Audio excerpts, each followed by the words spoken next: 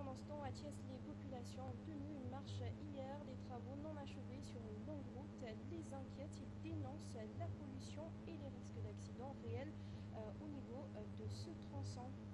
On termine à l'international. Au Tchad, le pays qui s'apprête à tourner une page importante de son histoire. Le président de la commission électorale a annoncé les prochaines élections législatives pour le 29 décembre prochain. Ce sera la toute première depuis 2011. Voilà tout pour l'essentiel des titres. Le développement, c'est tout de suite.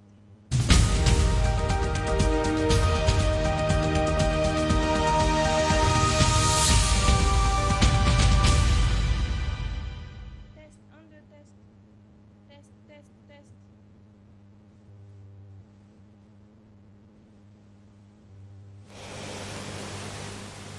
Test, test, test, test.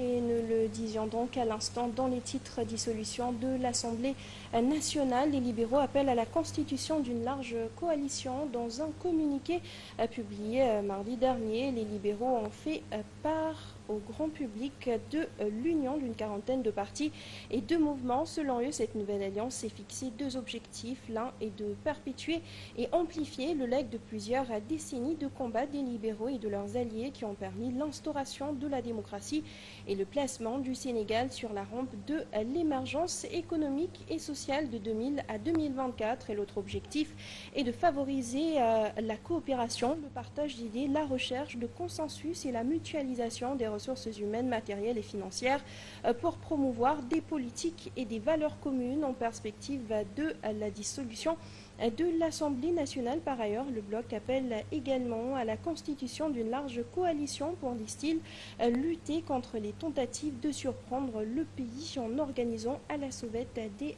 élections législatives.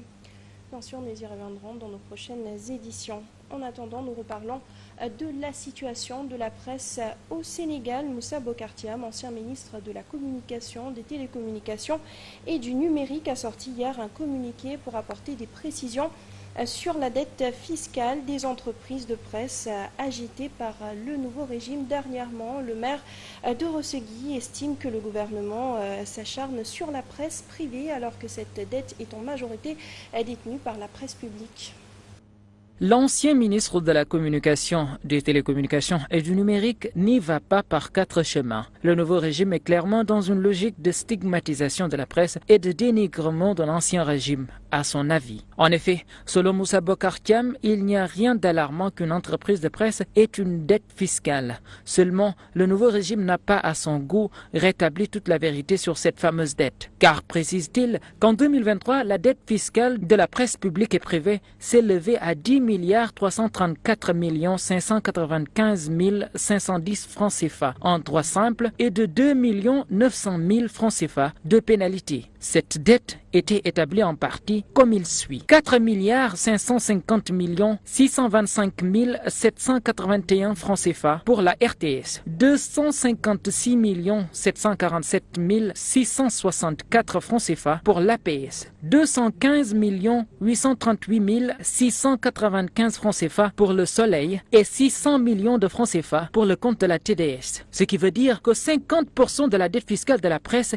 est en réalité concentrée par des entreprises de presse publique qui ne subissent aujourd'hui aucune pression de la part du nouveau régime. Autre précision qu'apporte l'ancien ministre dans son communiqué, c'est par rapport à la dette liée aux redevances de fréquence dues à l'ARTP par les médias. Selon Moussa Bocar Thiam, il s'agit de 25 milliards de francs CFA partagés entre médias publics et privés. Une dette qui serait d'ailleurs caduque, selon lui, car avec l'avènement de la TNT, l'ARTP a libéré ses fréquences et les a revendues aux opérateurs dans le cadre de la 5G. Enfin, conclut-il que cette dette est dans tous les cas injustement injustement réclamée par le régime Diomaye, car ayant été effacée d'autant que l'ancien président de la République Macky Sall avait instruit au ministre des Finances et du Budget de l'époque par lettre numéro 00619 le 20 mars 2024 d'effacer les dettes fiscales et les arriérés de paiement des redevances de fréquence des entreprises de presse dues avant le 31 décembre 2023. Pour ce qui est du mécanisme d'octroi de l'aide à la presse, Moussa Bocar Thiam nie toute possibilité d'octroi de 800 millions de francs CFA à d'autres structures qui ne sont pas des entreprises de presse. Et dans ce registre toujours, l'affaire de la journée sans presse a défrayé la chronique il y a une semaine incarnée par les patrons de presse contre l'État du Sénégal. Une confrontation notée dans d'autres secteurs de l'administration, entre autres l'affaire Chertidiane Dièye au relent de malversation plombe le principe de droiture et de probité tant chanté par les nouvelles autorités. Une chronique de Mamadou Sy Albert. Les sources de tensions et politiques se multiplient au Sénégal à un rythme relativement soutenu depuis quelques semaines, voire des mois. Les sources des secousses sociales, médiatiques et politiques sont d'origine, d'intensité et d'impact très variés. La journée sans presse du 13 août 2024 marque sans doute le tournant d'un malentendu sérieux entre les incompréhensions entre les patrons de presse et le pouvoir des patriotes. Cet événement a cristallisé en soi le profond malaise dans lequel se moue la presse. Les relations entre le pouvoir et les médias demeurent encore heurtés entre le gouvernement et des pans entiers des médias du secteur privé. Alors que le dialogue avec les acteurs des médias est attendu avec impatience, les incompréhensions prennent une nouvelle tournure avec la décision des acteurs de la presse en ligne, invitant ses membres à ne pas se conformer aux règles et procédures annoncées par le CNRA. Le bras de fer se dessine à l'horizon d'un dialogue hypothétique avec les acteurs de la presse. Le collectif des licenciés de l'administration Diomaye s'est constitué et annonce la mobilisation. Et pour ne rien arranger, le limogeage de l'ancien directeur de l'ONAS devient une affaire politico-médiatique. En dépit de la décision du chef de l'État, limogeant Cherdian, l'ancien DG de l'ONAS, les explications techniques, administratives et financières des responsables nationaux et de la tutelle, l'affaire alimente davantage des critiques groupées de certains acteurs politiques de la société civile. Le temps est assurément aux incompréhensions, à la polémique et à l'adversité. Ce climat social, médiatique et politique plonge ainsi le Sénégal dans la morosité hivernale. Le chef du gouvernement devrait prendre ses responsabilités, le devoir de communiquer avec l'opinion. Les médias, les travailleurs, les opérateurs économiques et les partenaires techniques et financiers devient un exercice impératif pour faire baisser les tensions multiformes, réduire les effets nuisibles des incompréhensions et mettre le sincère débat démocratique et le dialogue au centre de la gouvernance des affaires et de l'espace public. Sur ce, suite du débat concernant l'affaire de l'Office national de l'assainissement du Sénégal, le parti politique La République des Valeurs porte l'affaire au tribunal. Une plainte contre X a été déposée par les responsables pour faire réagir le procureur de la République. Il l'invite notamment à s'auto-saisir pour éclairer la lanterne des Sénégalais. La République des Valeurs s'invite au débat en déposant une plainte auprès du procureur de la République. Selon ses responsables, il faut que la lumière soit faite sur cette affaire concernant l'Office national d'assainissement du Sénégal. Ce que nous voulons aujourd'hui, c'est que la lumière soit faite sur les graves accusations qui ont été portées par le directeur sortant, M. Cherdian, qui parle donc de surfacturation. On a parlé de véhicules de 80 millions, on a parlé de marché de gré à gré. Entre accusations du directeur sortant et démenti du service technique du ministère, le doute continue toujours de planer sur l'esprit de nombreux Sénégalais, soutient-il.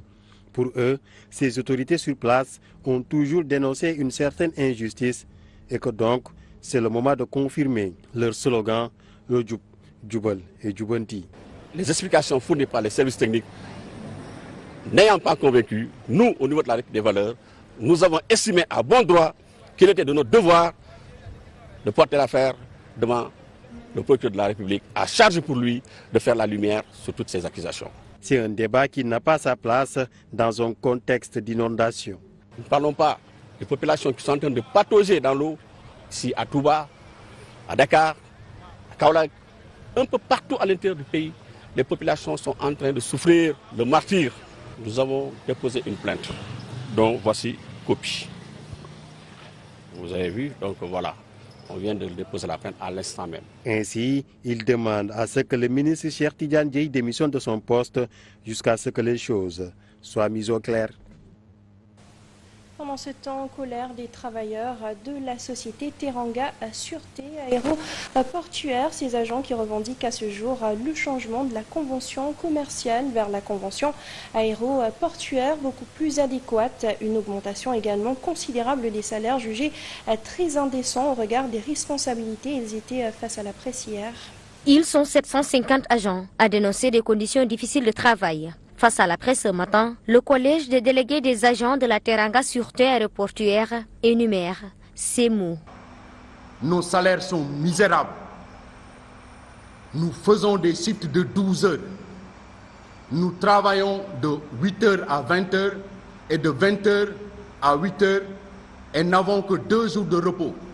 Nous sommes comme des zombies au sein de la plateforme. Nous sommes les dragons de l'aéroport qui traînent partout. Nos sœurs sont en train de faire des fausses couches pendant les longs shifts. Nos frères souffrent d'hernie discale, de douleurs lombaires et de nerfs sciatiques. Ces agents invitent le ministre El Malik Ndiaye à respecter ses promesses. Il y a eu un mouvement d'humeur le mois d'avril passé.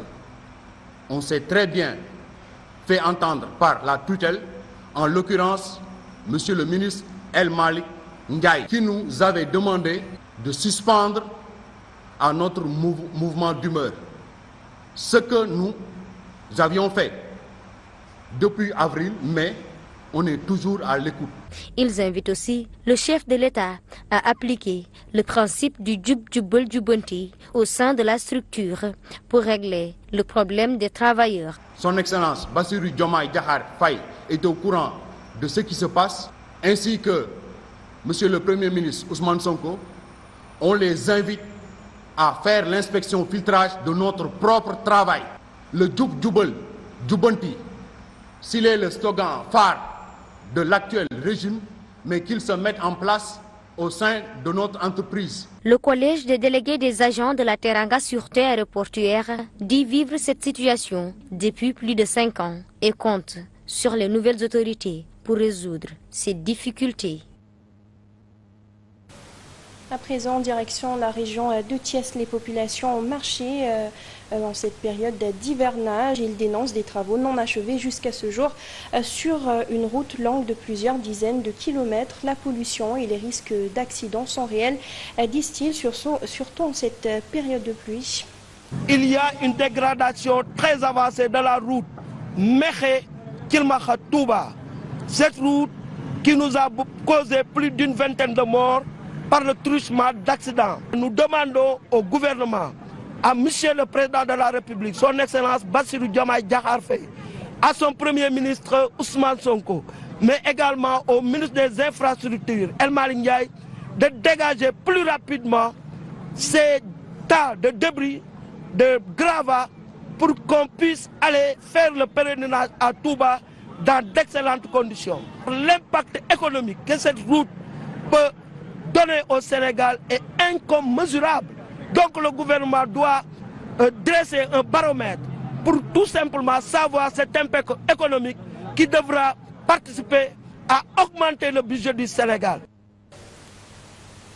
À l'international, à présent, très rapidement, au Tchad, les premières élections législatives se tiendront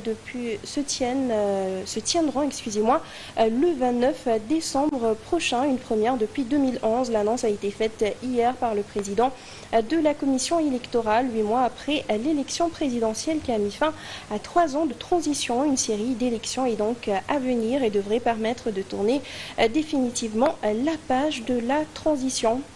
On termine avec une note de sport, basketball, tournoi de préqualification, Coupe du Monde 2026. Les Lions du Sénégal enchaînent avec une 3e victoire de rang. Ce jeudi, la bande à Yacine Diop a surclassé les Philippines 87-62. Cette victoire leur permet du coup d'assurer la première place du groupe C avant les demi-finales prévues le samedi 24 août prochain. Et nous passons tout de suite à la revue de presse. Une revue de presse, bien sûr, sur laquelle nous reviendrons probablement dans l'édition de 14h. En attendant, c'est la fin de ce journal. Merci à vous de l'avoir suivi. Comme toujours, bien sûr, à 14h, vous avez donc le Wolof. Merci, bonne suite de programme sur la 7 TV.